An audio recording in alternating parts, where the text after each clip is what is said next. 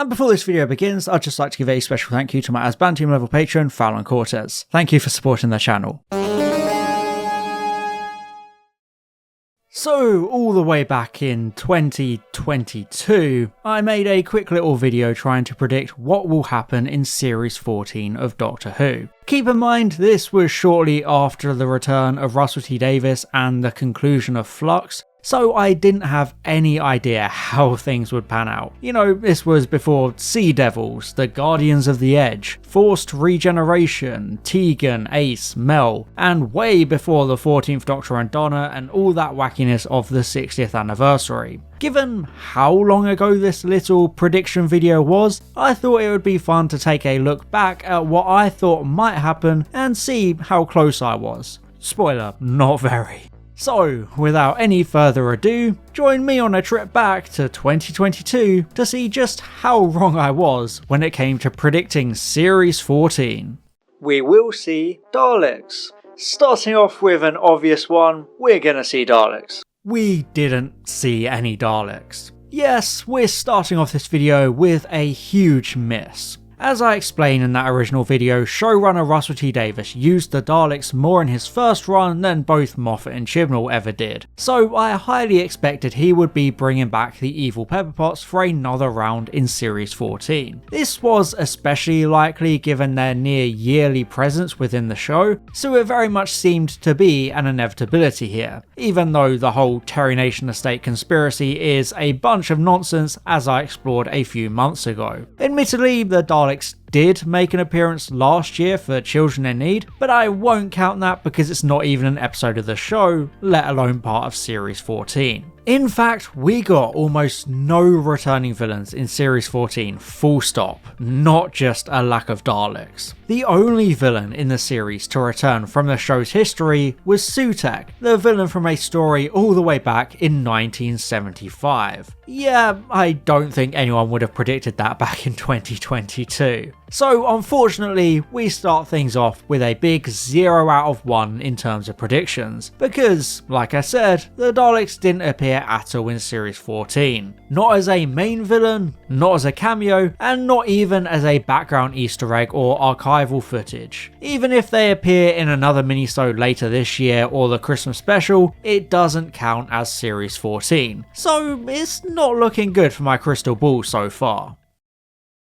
We won't see Series 1. It would be easy to expect another Series 1 following the same patterns that made things work the first time around. So this one is a tricky one, but I'm inclined to believe I got this right, even though Series 14 is quite literally called Season 1 because they tried to restart everything. Now, there's no denying Series 14 borrows heavily from Davies's old bag of tricks, and the lack of traditional changeover between Doctors is similar to the clean break between the 8th and 9th Doctors. However, by most metrics, Series 14 is very much its own thing, and takes a different approach than Series 1 did back in 2005. Series 14 was significantly more experimental and ambitious with its storytelling, almost to a fault. I've mentioned it multiple times now, but I feel like Series 14 pushed the boundaries a little too much and experimented with a formula it never introduced to begin with. Every episode tries to do something completely different and new, which definitely became a problem for me. Series 1, on the other hand, made sure to establish a specific look, feel and narrative style throughout its run, which makes it a lot more rewatchable and valuable as a launchpad. However, regardless of quality, I was right to assume Davies would push for Series 14 to be a lot more experimental and high concept due to his experience with the shows he wrote after leaving Doctor Who the first time around. So I think it's safe to say I was right in this instance, or I was at least more right than I was wrong. So it's a 1 out of 2 on the prediction score now. We're so back. We will see politics. Now, this will probably cause chaos in the comment section, but another obvious thing we'll see in Series 14 is politics. I don't even need to show anything else from this segment of the original video because, I mean, come on, I was just bang on the whole time. Series 14 absolutely features a lot of politics, ranging from very subtle to incredibly obvious. I mean, Boom has an anti-corporation message condemning the capitalistic approach to arms manufacturing. 73 Yards has an entire side plot about an evil populist prime minister trying to blow up the world. And Dot on Bubble is a scathing critique on social media bubbles and bigoted echo chambers. And those are 3 episodes in a row. As I pointed out in the video, Davis has always been a heavily political writer, weaving politics into a lot of the stories of his first era in some form or another. Even at the time it felt like a bit of a safe prediction, so it was absolutely no surprise that I was proven correct when Series 14 came out, and it was unashamedly political. So, as the saying goes, 2 out of 3 ain't bad.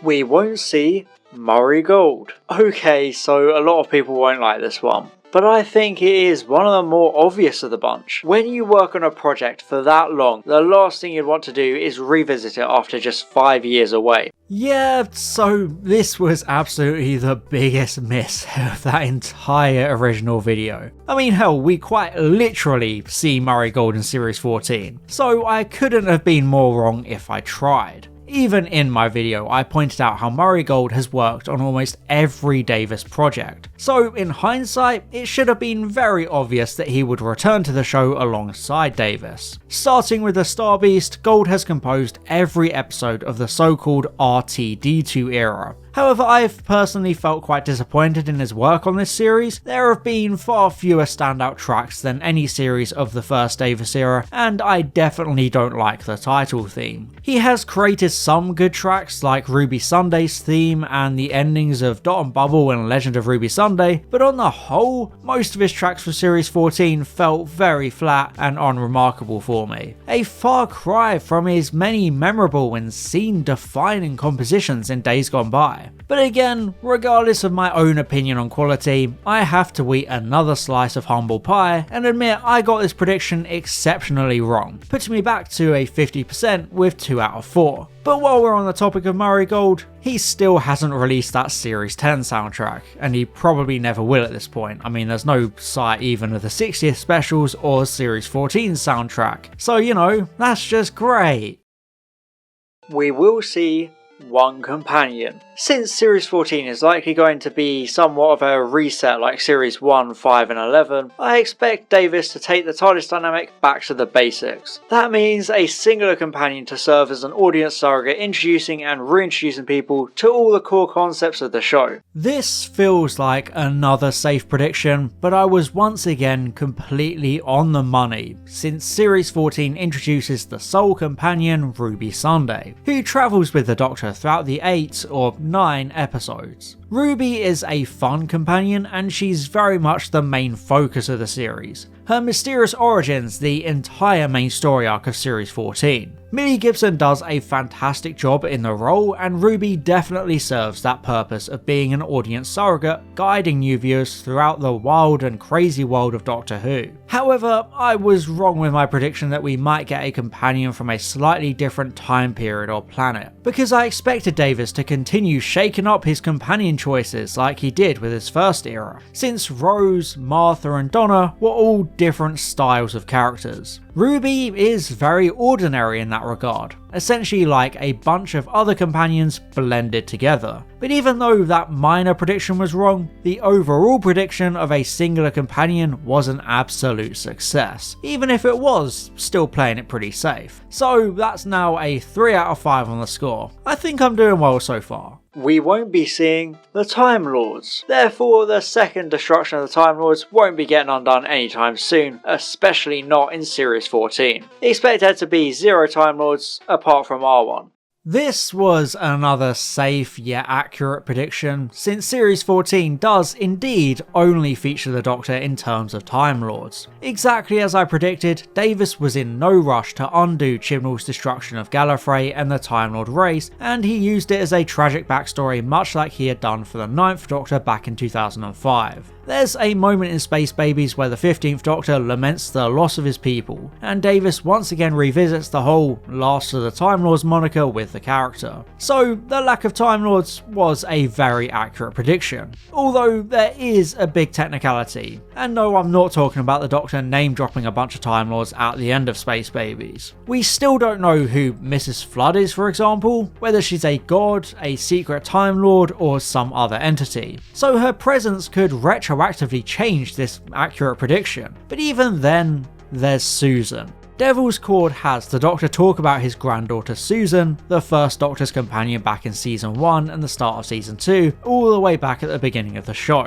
Legend of Ruby Sunday then emphasises the possibility of her return, before Empire of Death shows a very brief glimpse of Susan from Classic Who. Whether or not Susan is a Time Lord has been up for debate for many years, but she's commonly accepted as one. So technically, that means we did see a Time Lord in Series 14. Like I said, it's a very loose technicality and should realistically barely count because it's not exactly the way I intended it in the prediction. But I did say we won't see Time Lords, so I guess I have to compromise and say this is 3.5 out of 6 just because of that technicality. And I mean, come on, we all know how pedantic Doctor Who fans get. We will see alien planets, so it should be expected that we'll get a much more expansive and universe-spanning series, with Davis finally able to explore all the alien world concepts he's no doubt been cooking up for the last 12 years. Okay, so this is another complicated one. On the surface, yes, I was accurate in predicting alien planets, which shouldn't be a surprising element of the series. We got Boom and Dot and Bubble both visiting alien worlds, so I was right. But did they really feel like alien worlds? Outside of one or two good shots in Boom, the whole thing takes place in a dark and muddy crater, stylistically no different from the dark quarries of the first Davis era, so it doesn't feel too unique there.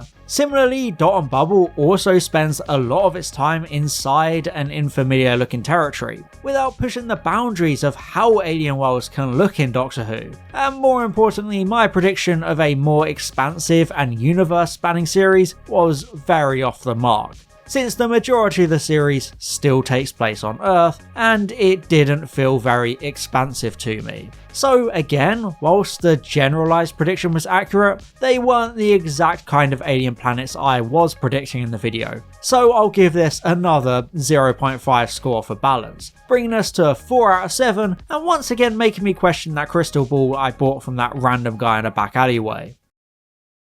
We won't see the Timeless Child arc. Rather obviously, we shouldn't be expecting Davis to pick up Chibnall's Timeless Child arc. He clearly has his own ideas and might just ignore the whole thing in the same way he never acknowledged the half-human setup from the TV movie. Yeah, so this was just straight up wrong. Despite how controversial the Timeless Child storyline was and still is, Davis absolutely didn't shy away from maintaining its legitimacy within the show. Almost as soon as he returned, he explored the aftermath of Flux and the Timeless Child revelation in Wild Blue Yonder, before Church on Ruby Road and Space Babies continued to use the arc as a character element for the Doctor. In those two stories, the 15th Doctor acknowledges how he's a foundling like Ruby, and he's a unique entity that seemingly shouldn't exist. It's explicit confirmation and continuation of the arc by turning it into a character beat, even if Davis never further elaborated on or explored the wider implications or lore events of the Timeless Child arc. So I'll admit I got this one completely wrong, and Davis very much didn't ignore the whole thing like he did with the 8th Doctor being half human.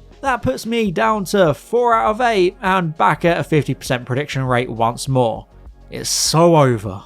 We will see 10 or less episodes. I predict that Series 14 will only be given the budget for 8 episodes because Flux and the specials made it work. So the absolute most episodes we'll get is 10. We're so Barack with a 100% accurate prediction right there. Series 14 had exactly 8 episodes, although sometimes Church on Ruby Road is included to make it 9. Just as I explained in the video, it's not feasible for most shows these days to have 13 episodes, and even the Chibnall era struggled to make yearly series with 10 episodes. So I was absolutely not surprised when it was revealed that series 14 would only have 8 episodes, and I'm still willing to predict it won't go any higher in coming years, as painful as that is to admit. The series heavily struggled with such a condensed episode count. It didn't allow Doctor Who to be the expansive and varied show it excels at, because it was over so soon and never got a chance to breathe with its narratives or characters. So as unfortunate as it is to be right about getting less and less Doctor Who each year, this prediction was very accurate and we end up at 5 out of 9. It's one of those cases where I really hate being right, especially with a wider industry shift of every TV show trending towards 6 to 8 episodes per series, because they're trying to be big cinematic, high budget productions when most of them really don't need to be, and it sacrifices quality and rewatchability in a desperate attempt to be prestige drama. It's just really sad to see. We won't be seeing a white male Doctor.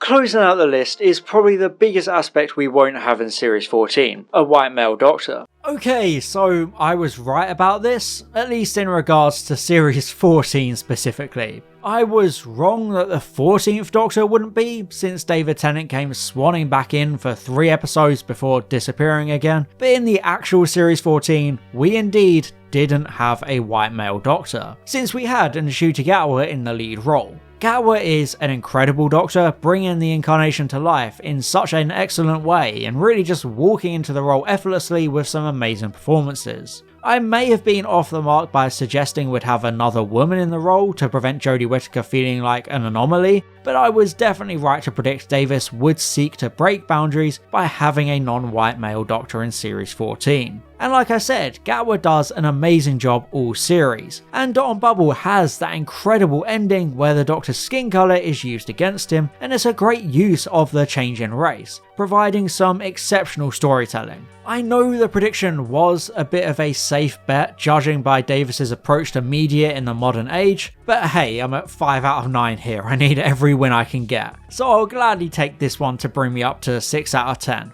Hey, it's just like the quality of Series 14 itself.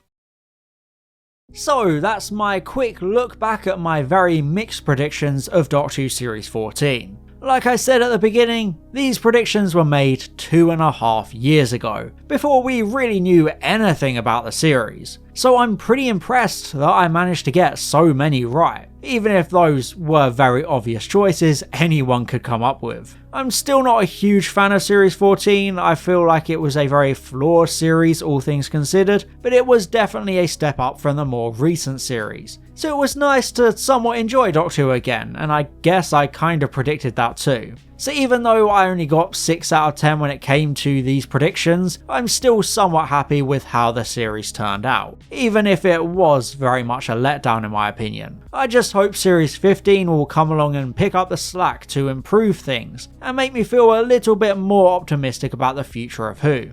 Unfortunately, I can't try to predict elements of Series 15 because we already know a lot based on interviews and set reports, so it wouldn't be fair for me to sit here and make a lot of predictions I know are likely to come true. But it was really fun to go back and see my attempts to predict Series 14. I also love that just before the series came out I managed to pretty successfully guess the majority of 73 yards, so hey, maybe that crystal ball isn't so useless after all. Anyway, were you able to predict any of Series 14? And if not, what were your craziest predictions that never came true? Let me know in the comments. Thank you very much for watching, and as always, I'll see you in the next one.